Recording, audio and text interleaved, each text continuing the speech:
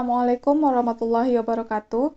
Di video kali ini kita akan bahas lagi latihan soal TWK CPNS 2023 dan video ini merupakan video yang ke-33. Sebelumnya aku mau ngucapin terima kasih banyak buat teman-teman atas dukungannya. Semoga video yang aku upload setiap harinya bisa bermanfaat untuk teman-teman semuanya. Oke, kita bahas soal yang pertama. Upaya mendasar yang paling efektif di Indonesia untuk menangkal ideologi radikalisme global adalah dengan memperkuat ketahanan nasional dalam bidang ideologi, antara lain sebagai berikut, kecuali A. Meningkatkan relevansi Pancasila dalam kehidupan bermasyarakat, berbangsa dan bernegara, sehingga rakyat bukan saja memahaminya secara efektif dan menindaklanjutinya secara psikomotoris. B. Mengkaji pola pikir yang paling dalam dari ideologi radikalisme global tersebut dan membuktikan kekeliruan dan kelemahan dalil-dalil yang dianutnya bukan saja dari aspek internal tetapi juga dari aspek eksternalnya. C. Meniadakan kondisi yang memungkinkan tumbuh dan berkembangnya ideologi tersebut. D. Mengamati indikasi telah adanya aksi-aksi radikalisme di dalam masyarakat. E. Mengambil tindakan preventif serta represif yang tepat dan cepat terhadap aksi-aksi radikalisme. Dari 5 pilihan ini, yang dapat kita upayakan atau upaya yang bisa kita lakukan untuk menangkal ideologi radikalisme global adalah dengan melakukan pilihan D. Karena yang ditanyakan adalah kecuali, yaitu mengamati indikasi telah adanya aksi-aksi radikalisme di dalam masyarakat. Karena pilihan D bukan merupakan upaya untuk menangkal ideologi radikalisme, sedangkan pilihan A, B, C, dan E merupakan upaya yang dapat kita lakukan untuk menangkal ideologi radikalisme global. Lanjut soal nomor 2. Berbagai kasus pelanggaran hak dan pengingkaran kewajiban merupakan bukti nyata ancaman terhadap ideologi negara. Pancasila sebagai ideologi negara seharusnya diimplementasikan dalam kehidupan sehari-hari. Adanya pelanggaran hak dan pengingkaran kewajiban adalah bukti bahwa masyarakat belum mengaplikasikan nilai-nilai Pancasila dalam kehidupan. Beberapa cara yang dapat digunakan untuk menegakkan pelaksanaan hak dan kewajiban warga negara sebagai berikut, kecuali. Yang ditanyakan juga kecuali. Cara yang dapat digunakan untuk menegakkan pelaksanaan hak dan kewajiban warga negara kecuali adalah A. Meningkatkan kerjasama antara sesama manusia guna menciptakan kondisi makmur sesuai dengan yang diinginkan. B. Meningkatkan profesionalisme lembaga pertahanan dan keamanan negara. C. Menegakkan hukum secara adil, konsekuen, dan tidak diskriminatif. D. Mengembangkan sikap toleransi dan sadar jika pemenuhan hak berbatasan dengan hak orang lain. E. Memberikan penyuluhan guna meningkatkan kesadaran masyarakat untuk mematuhi peraturan yang berlaku. Jadi, di antara kelima pilihan ini yang bukan merupakan upaya atau cara yang dapat kita gunakan untuk menegakkan pelaksanaan hak dan kewajiban warga negara adalah pilihan A, yaitu meningkatkan kerjasama antara sesama manusia guna menciptakan kondisi makmur sesuai dengan yang diinginkan. Karena pilihan A ini bukan merupakan cara yang kita gunakan untuk menegakkan pelaksanaan hak dan kewajiban warga negara. Sedangkan pilihan B, C, D, dan E merupakan cara yang dapat kita gunakan untuk menegakkan pelaksanaan hak dan kewajiban warga negara. Jadi jawaban soal nomor 2 adalah pilihan A. Lanjut soal nomor 3. Sebagai ideologi terbuka, Pancasila mengandung 3 nilai, yaitu nilai dasar, nilai instrumental, dan nilai praksis. Di bawah ini merupakan pernyataan yang benar berkaitan dengan nilai instrumental Pancasila adalah A. Pancasila mengandung 5 nilai utama, yaitu ketuhanan, kemanusiaan, persatuan, kerakyatan, dan keadilan. B. Menjaga ketenangan saat Hari Raya Natal merupakan wujud perilaku yang sesuai dengan nilai ketuhanan yang Maha Esa. C. Nilai ketuhanan yang Maha Esa yang dijabarkan secara konstitusional dalam pasal 38E dan pasal 29 Undang-Undang Dasar Negara Republik Indonesia tahun 1945. D. Pelaksanaan pemilihan umum presiden dan wakil presiden secara serentak merupakan implementasi nilai kerakyatan. E. Penyelenggaraan pemerintahan yang bersih merupakan perwujudan nilai Pancasila dan ketentuan dalam UUD NRI tahun 1945. Jadi, soal nomor 3, inti soalnya adalah pernyataan yang benar berkaitan dengan nilai instrumental Pancasila adalah nilai-nilai yang terkandung dalam Pancasila ada 3. Yang pertama, nilai dasar Pancasila. Yang kedua, nilai instrumental Pancasila. Dan yang ketiga, nilai praksis Pancasila. Nilai dasar Pancasila merupakan nilai secara hakikat dari kelima sila dalam Pancasila. Nilai dasar ini bersifat tetap dan melekat pada kelangsungan hidup negara. Nilai-nilai ini bersifat universal sehingga terkandung cita-cita, tujuan, dan nilai-nilai yang baik serta benar dalam setiap sila. Berikut nilai dasar dalam Pancasila. Yang pertama, ketuhanan yang Maha Esa. Yang kedua, kemanusiaan yang adil dan beradab. Yang ketiga, persatuan Indonesia. Dan yang keempat, kerakyatan yang dipimpin oleh hikmat kebijaksanaan dalam permusyawaratan perwakilan. Yang kelima, keadilan sosial bagi seluruh rakyat Indonesia. Nilai kedua adalah nilai instrumental Pancasila, merupakan penjabaran dari nilai-nilai Pancasila. Maka dari itu, nilai instrumental ini bersifat lebih khusus dibandingkan nilai dasar. Nilai instrumental merupakan pedoman pelaksanaan kelima sila Pancasila. Bentuk dari nilai instrumental adalah ketentuan konstitusional mulai dari Undang-Undang Dasar Negara Republik Indonesia tahun 1945 sampai peraturan daerah. Yang ketiga adalah nilai praksis Pancasila, merupakan realisasi dari nilai instrumental dalam kehidupan sehari-hari. Maka dari itu, nilai praksis biasanya terus berkembang atau berubah seiring perkembangan zaman. Hal ini terjadi karena Pancasila sejatinya merupakan ideologi yang terbuka, sehingga nilai-nilai yang terkandung di dalamnya dapat berkembang ke arah perbaikan seiring perkembangan zaman. Contoh nilai praksis Pancasila dari masing-masing sila. Sila pertama, saling menghormati kebebasan beribadah sesuai agama dan kepercayaan masing-masing. Sila kedua, tenggang rasa kepada orang lain dan tidak semena-mena, serta mengakui persamaan derajat, hak, dan kewajiban antar sesama manusia. Sila ketiga, rela berkorban untuk kepentingan bangsa dan negara. Sila keempat, mengutamakan musyawarah dalam mengambil keputusan untuk kepentingan bersama. Sila kelima, menghormati hak-hak orang lain dan menghargai hasil karya orang lain. Jadi, nilai instrumental itu berkaitan dengan ketentuan konstitusi mulai dari Undang-Undang Dasar sampai dengan peraturan daerah yang berkaitan dengan penjabaran nilai-nilai dasar Pancasila.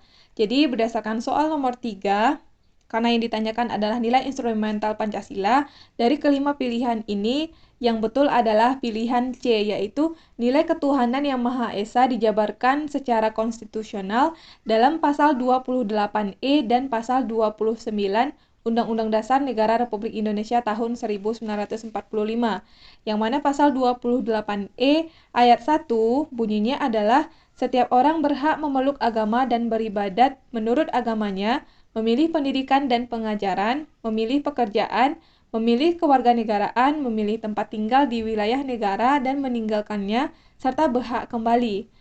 Pasal 28E ayat 2 bunyinya setiap orang berhak atas kebebasan meyakini kepercayaan, menyatakan pikiran dan sikap sesuai dengan hati nuraninya. Dan pasal 29 ayat 1 bunyinya negara berdasar atas ketuhanan yang Maha Esa. Ayat 2 bunyinya negara menjamin kemerdekaan tiap-tiap penduduk untuk memeluk agamanya masing-masing dan untuk beribadat menurut agamanya dan kepercayaannya itu.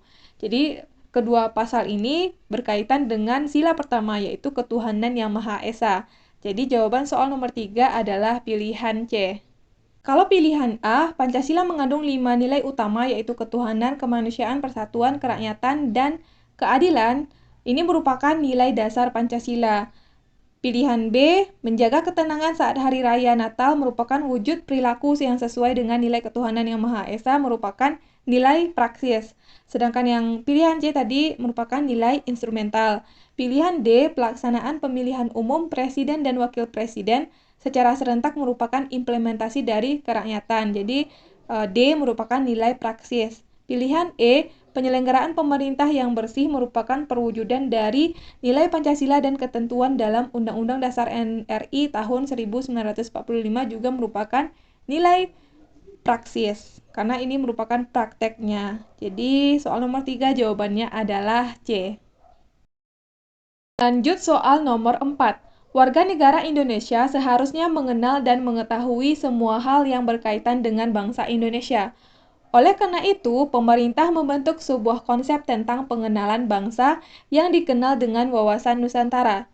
Warga negara Indonesia harus mempelajari wawasan Nusantara agar A. Penduduk Indonesia memiliki pandangan yang sama tentang kedudukan Indonesia sebagai negara majemuk. B. Seluruh masyarakat Indonesia memahami nilai kesejarahan bangsa dan negara Indonesia sehingga semua masyarakat bisa bersatu dalam mewujudkan persatuan dan kesatuan. C. Bangsa Indonesia memiliki keyakinan yang kuat sebagai bangsa yang majemuk dan mampu mewujudkan persatuan dan kesatuan bangsa. D. Penduduk Indonesia memiliki keinginan kuat untuk mewujudkan negara Indonesia adil, makmur, dan sentosa. E. Semua warga negara Indonesia memiliki pandangan sama tentang diri dan lingkungan yang beragam dalam mewujudkan persatuan dan kesatuan. Berdasarkan kelima pilihan ini, yang menjadi tujuan warga negara Indonesia mempelajari wawasan Nusantara adalah yang betul pilihan E, yaitu agar semua warga negara Indonesia memiliki pandangan yang sama tentang diri dan lingkungan yang beragam dalam mewujudkan persatuan dan kesatuan. Jadi soal nomor 4 jawabannya adalah pilihan E. Lanjut soal nomor 5. Di masa kerajaan Kahuripan, Raja Airlangga telah mengadakan hubungan dagang dan bekerjasama dengan Benggala, Kola, dan Kampa. Hal ini menunjukkan bahwa nilai Pancasila sudah lama hidup dan berkembang di Nusantara, terutama nilai A. Tidak menghargai bangsa lain dan menghormati bangsa sendiri, B. Kemanusiaan dan penghormatan kepada bangsa lain, C. Ketuhanan dengan menerima agama yang dibawa bangsa lain, D. Perdagangan yang saling menguntungkan dengan bangsa-bangsa lain, E. Kegigihan untuk memajukan dan menyejahterakan rakyat kerajaan. Nah, soal nomor 5 adalah di masa kerajaan Kahuripan, kerajaan ini mengadakan hubungan dagang dan bekerjasama dengan Benggala, Kola, dan Kampa, yang menunjukkan bahwa nilai Pancasila sudah lama hidup dan berkembang di Nusantara. Kalau ada kerjasama dengan bangsa lain, ini artinya merupakan pengamalan sila kedua, yaitu kemanusiaan yang adil dan beradab. Jadi di antara kelima pilihan ini, yaitu jawabannya pilihan B, kemanusiaan dan penghormatan kepada bangsa lain.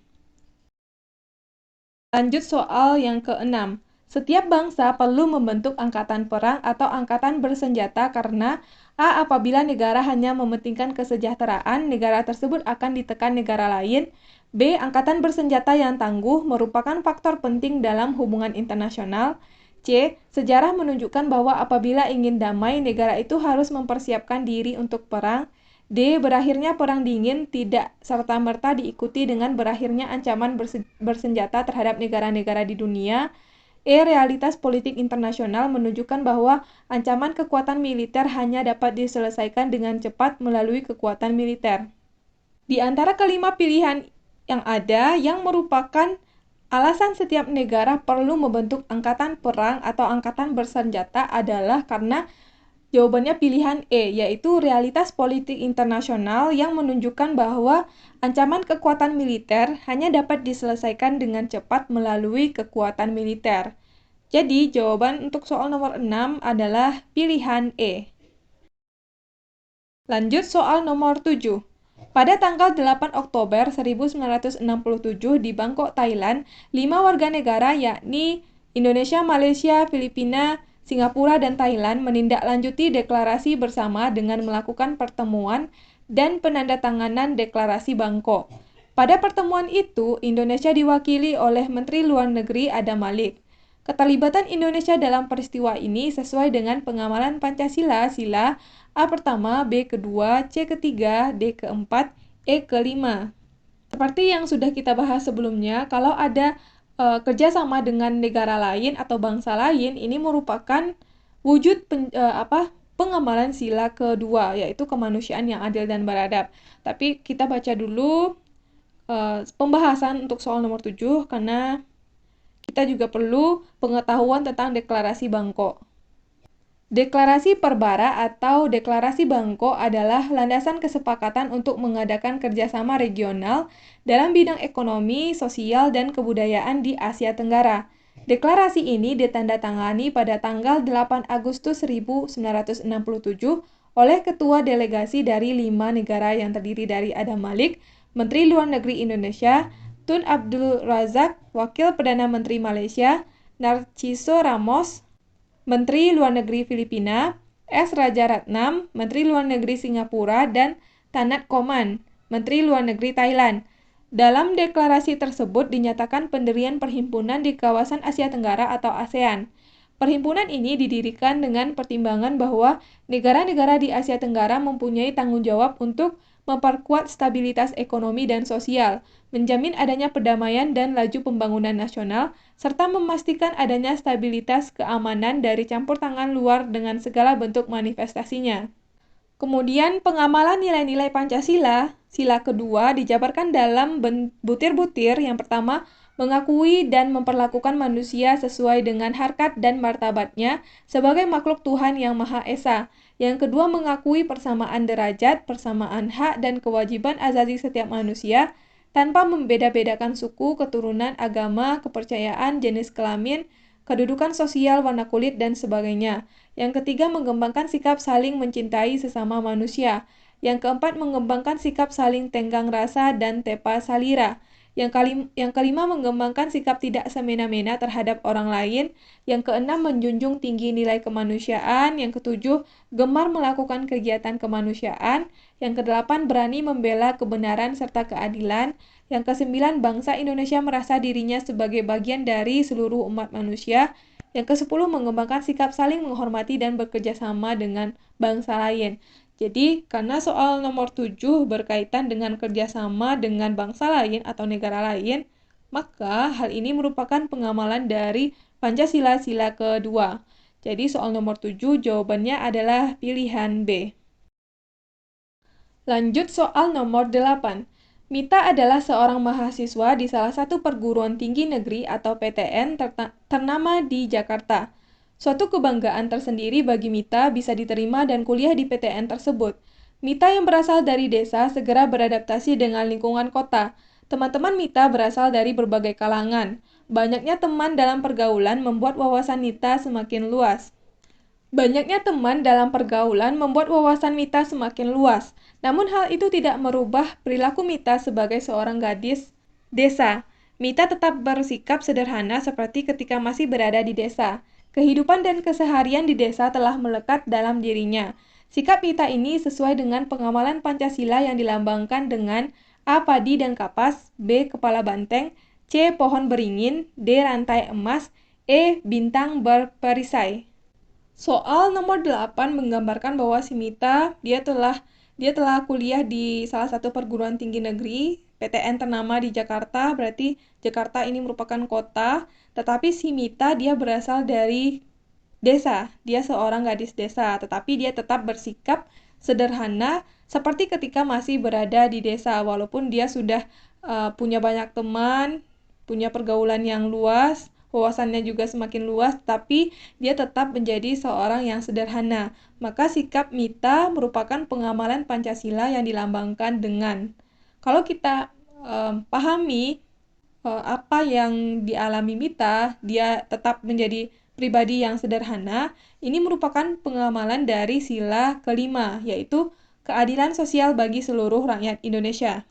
Soal nomor 8 ada pembahasannya, yaitu berkaitan dengan pengamalan nilai-nilai Pancasila sila kelima Pancasila. Yang pertama, mengembangkan perbuatan yang luhur yang mencerminkan sikap dan suasana kekeluargaan dan kegotong royongan. Yang kedua, mengembangkan sikap adil terhadap sesama. Yang ketiga, menjaga keseimbangan antara hak dan kewajiban. Yang keempat, menghormati hak orang lain. Yang kelima, suka memberi pertolongan kepada orang lain agar dapat berdiri sendiri. Yang keenam, tidak menggunakan hak milik untuk usaha yang bersifat pemerasan terhadap orang lain. Yang ketujuh, tidak menggunakan hak milik untuk hal-hal yang bersifat pemborosan dan gaya hidup mewah. Yang kedelapan, tidak menggunakan hak milik untuk bertentangan dengan atau merugikan kepentingan umum.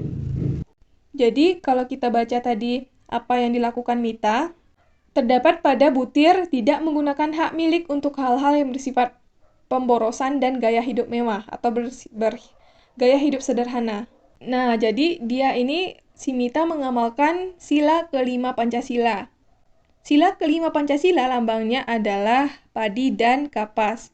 Sedangkan sila pertama lambangnya bintang, sila kedua lambangnya rantai emas, sila ketiga pohon beringin, sila keempat kepala banteng, dan sila kelima padi dan kapas. Jadi soal nomor 8, jawabannya adalah sila kelima dilambangkan dengan pilihan A, yaitu padi dan kapas.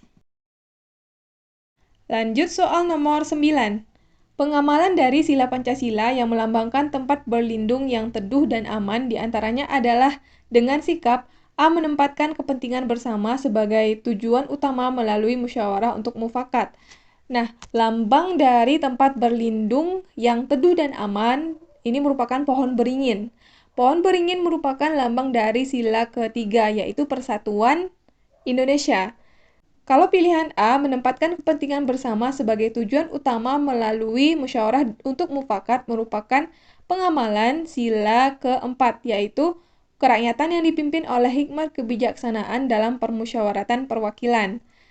Pilihan B, bangsa Indonesia merasa dirinya sebagai bagian dari seluruh umat manusia, merupakan pengamalan dari sila kedua, yaitu kemanusiaan yang adil dan beradab. Berarti A, B, salah. Pilihan C, menjunjung tinggi nilai kekeluargaan dan menghargai hasil karya orang lain, merupakan wujud pengamalan sila kelima, yaitu keadilan sosial bagi seluruh rakyat Indonesia. Pilihan D, ikut serta dalam kegiatan gotong royong membangun jembatan desa juga merupakan perwujudan pengamalan sila kelima, keadilan sosial bagi seluruh rakyat Indonesia. Pilihan E, menempatkan kepentingan bangsa dan negara di atas kepentingan pribadi dan golongan, merupakan pengamalan dari sila ketiga, yaitu Persatuan Indonesia. Jadi di antara kelima pilihan ini, yang merupakan pengamalan dari sila yang melambangkan tempat berlindung yang teduh dan aman adalah pilihan E, yaitu menempatkan kepentingan bangsa dan negara di atas kepentingan pribadi dan golongan. Lanjut soal yang terakhir. Dalam rangka meningkatkan hasil panen para petani, Presiden Jokowi melalui Kementerian Pertanian memberikan bantuan pupuk kepada seluruh petani di Indonesia. Hal ini dilakukan karena adanya laporan dari pemerintah daerah bahwa hasil panen tahunan menurun akibat pupuk langka. Namun demikian, ternyata perolehan pupuk setiap petani tidak sesuai dengan apa yang dijanjikan oleh pemerintah. Ternyata setelah diselidiki, ada oknum dari pemerintah daerah yang bermain terhadap bantuan tersebut. Ia menjual sebagian pupuk dengan harga rendah kepada petani kaya dan sisanya ia berikan ke petani yang lain sebagai bentuk bantuan dari pemerintah. Sikap oknum dari pemerintah daerah tersebut sangat bertentangan dengan A. Pemenuhan hak warga negara dari negara, B. Nilai-nilai kemanusiaan yang berkeadilan, C. Upaya mewujudkan kekuatan ekonomi nasional, D. Pemenuhan nilai keadilan sosial bagi rakyat, E. Janji dan sumpah abdi negara dalam melayani masyarakat. Hal ini, apa yang terjadi pada kasus bahwa terdapat oknum pemerintah yang bermain terhadap bantuan pupuk yang disediakan oleh pemerintah, yang mana ia menjual sebagian pupuk dengan harga rendah kepada petani yang kaya, dan sisanya ia berikan ke petani yang lain sebagai bentuk bantuan, maka sikap dari oknum pemerintah ini merupakan pertentangan atau bertentangan dengan nilai sila kelima, yaitu keadilan sosial bagi seluruh rakyat Indonesia. Karena pada pengamalan nilai Pancasila sila kelima, terdapat butiran yang mengatakan bahwa tidak menggunakan hak milik untuk bertentangan dengan atau merugikan kepentingan umum. Maka jelas bahwa soal nomor 10 bertentangan dengan pemenuhan nilai keadilan sosial bagi rakyat. Jadi soal nomor 10 jawabannya adalah D. Oke teman-teman, kita udah selesai bahas 10 soal. Mudah-mudahan video ini bermanfaat untuk teman-teman semuanya. Terima kasih buat yang udah nonton video ini. Sampai ketemu lagi di video selanjutnya.